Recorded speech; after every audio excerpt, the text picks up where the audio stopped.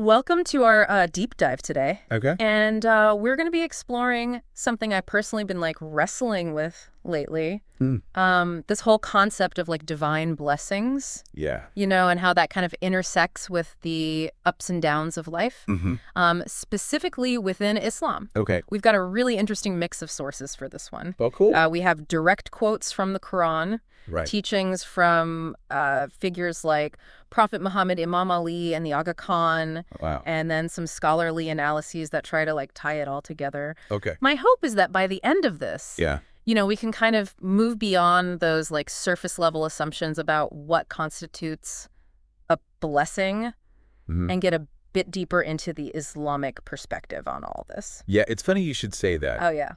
Because often when people think of blessings, Mm. they immediately jump to material things, right? Yes. The big house, Uh-huh. the fancy car, Yeah. the external markers of success. Oh, absolutely. I'm the first to admit I've fallen into that trap. It's almost Right. like our brains are wired to equate more stuff with happiness, Right. even though we know deep down it's not that simple. Exactly. So, from an Islamic perspective, how is that concept of blessing actually defined? Well, while material prosperity isn't inherently bad in Islam, Mm-hmm. it's certainly not the be-all and end-all of blessings. Right. In fact, the emphasis is often placed on what we might consider less tangible things. Okay. Inner peace, Okay. contentment, Mm-hmm. spiritual growth, wisdom. Okay. There's this one passage from our source, understanding the intricacies of divine blessings in Islam, Yeah. that really encapsulates this. Okay. A person rich in spiritual insight and inner peace may be considered more blessed than someone with vast material wealth, but is experiencing inner turmoil. That's interesting. Yeah. I'm thinking about times in my own life when I was achieving a lot externally, Mm. but felt totally empty inside. It almost seems like there's this inverse relationship. Yeah. Sometimes the more we chase external validation, the further we get from true contentment. Absolutely. So if these inner qualities are the real markers of blessing, Yeah. how do we cultivate them? Right. Does Islam offer any guidance on that? One of the core concepts in Islam is this idea of life as a test, which can be a bit of a head scratcher at first. Okay. On the surface, it might sound like hardship is somehow like a punishment, Yeah. but it's actually quite the opposite. Okay. I'm intrigued. How can hardship be seen as anything but, hardship? Well, think of it this way. Okay. If everything in life was easy, Mm-hmm. would we ever grow? Right. Would our faith be tested? Yeah. Our resilience strengthened in Yeah. Islam? Challenges aren't seen as roadblocks, Uh-huh. but rather as opportunities to deepen our connection with the divine. So it's like those intense workout classes where you're pushing your limits. Yes. And it feels awful in the moment. Oh, But afterward, there's this sense of accomplishment. yeah, Like you've leveled up somehow. exactly. Yeah. And that's what's being emphasized here. It's not about seeking out suffering, Right. but rather understanding that challenges are an inevitable part of the human experience, Okay. and how we choose to face those challenges, Uh-huh. how we lean into our faith during those difficult times. Yeah. That's what ultimately shapes us Right. and brings us closer to Allah. That makes a lot of sense. Yeah. In fact, the Quran itself talks about this, right? Mm-hmm.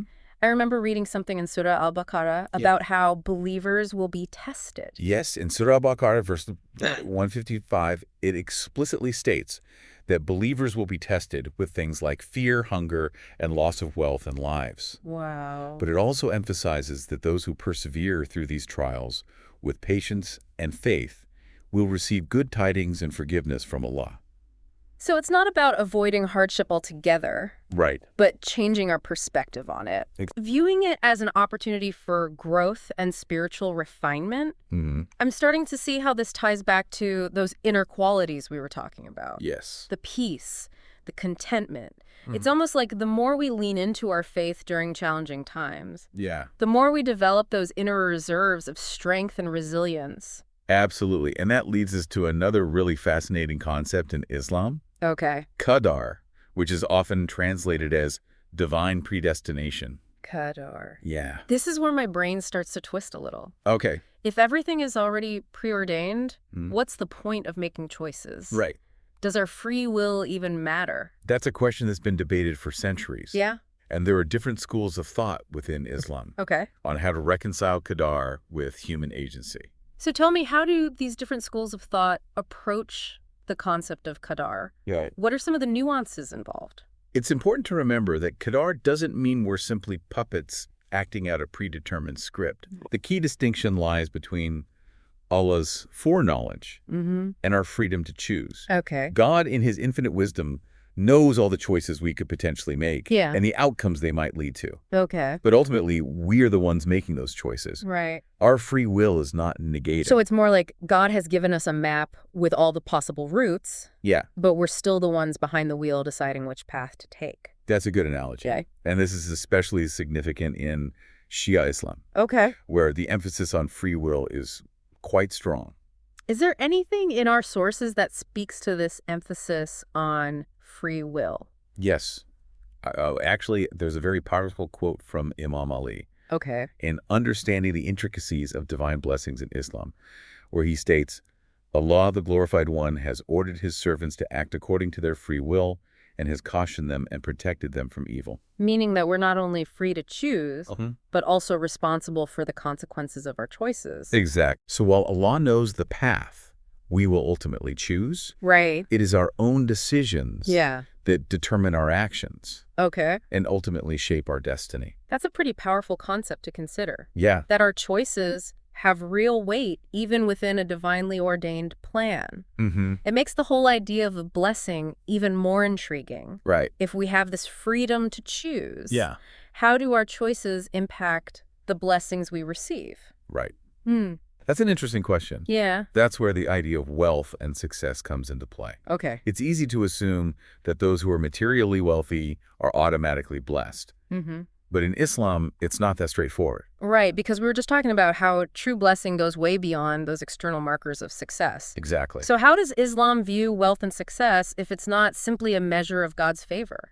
Well, the key here is that wealth is seen as a trust from God, a responsibility, Okay. not just something to be hoarded Right. or used for personal gain. So it's less about having wealth and more about what you do with it. Exactly. Okay. The Aga Khan Fourth actually has a great quote that speaks to this. Oh, yeah? He said, "If God has given you the capacity or good fortune to be a privileged individual in society, you have a moral responsibility to society." It's like being given a powerful tool. Right? It has the potential for great good, but it also has the potential to cause harm if it's misused. Right. So in Islam, it sounds like wealth is seen as something that should be used to benefit the community, Yeah, to uplift others. precisely. And this ties directly into the concept of social justice, Okay. which is deeply embedded in Islamic teachings. I'm curious to unpack that a bit more. When Okay. we talk about social justice in the context of Islam, what does that look like in practice? Well, a core principle is the obligation of those who have more to help those in need. Okay. It's not just about personal piety. Right. It's about actively working towards a more just and equitable world for everyone. That's where things like zakat and sadaqah come in, right? Exactly. Yeah. Zakat is one of the 5 pillars of Islam and refers to the obligatory almsgiving, which is calculated as a percentage of one's wealth. Okay. It's a system designed to ensure that resources are redistributed Right. and that the needs of the less fortunate are met. Yeah. Sadaqah, on the other hand, is voluntary charity that goes beyond the obligatory zakat. Okay. It can be any act of kindness, generosity, or compassion. So it's not just about writing a check once a year. Right. It's about weaving acts of generosity and compassion into your everyday life. Exactly. Are there any examples in our sources of how these principles have been put into action? Yes. Understanding the intricacies of divine blessings in Islam actually highlights the Ismaili imams and their continuous emphasis on the duty of the fortunate to assist those less fortunate. They've established numerous institutions and initiatives Okay. focused on poverty alleviation, education, healthcare, Right. and economic development, Yeah. all aimed at improving the quality of life for those in need. It's really inspiring to see how these teachings are translated into real-world action. Yeah. It's not just about abstract concepts. Right. It's about making a tangible difference in people's lives. And that brings us back to this idea of blessing. Okay. It's not just about receiving. It's about becoming a conduit for blessing, allowing it to flow through you and touch the lives of others. Okay, so we've talked about inner peace, Right. the role of hardship, the responsibility that comes with wealth, Yeah. and the importance of social justice. Absolutely. But there's still one piece of the puzzle I'm trying to wrap my head around. What does Islam say about happiness? Okay. Is it something we should actively pursue? Right. Or is it a byproduct of something else? That's a great question. Yeah. And I think it's important to distinguish between fleeting pleasure and genuine happiness. In Islam, true happiness isn't about chasing momentary highs or accumulating possessions. So it's not about that hedonistic, live-for-the-moment kind of happiness? Not quite. Okay. True happiness, or perhaps a better word, is joy. Stems from a deeper source. Okay. It's about aligning yourself with God's will, living a life of purpose, Right. contributing to something larger than yourself. It's like finding that sweet spot where your passions and your purpose intersect, Yes. and then pouring your energy into that. Exactly. Okay. And when you're living in alignment with that purpose, Yeah. happiness naturally flows. Right. It's not something you chase. It's something you cultivate through your actions, your intentions, your connection with the divine. So it's almost like setting the stage for happiness to flourish. Right. Rather than seeking it directly. Exactly. What are some of those key ingredients, so to speak, Okay. that create the conditions for happiness in an Islamic context? Well, we've already touched on many of them. Oh. Gratitude is a huge one. Appreciating the blessings already present in your life, Right. however small. It's like shifting your focus from what you lack to what you already have, right? Yeah. Instead of dwelling on what's missing, Right. actively searching for those things to be thankful for. Yes. And that shift in perspective can be incredibly powerful. Absolutely.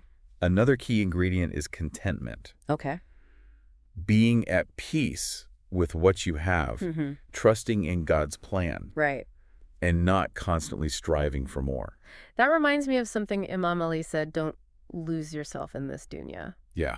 I've always interpreted that as a reminder not to get so caught up in the material world that we lose sight of what truly matters. Exactly. Yeah. The material world is temporary and fleeting.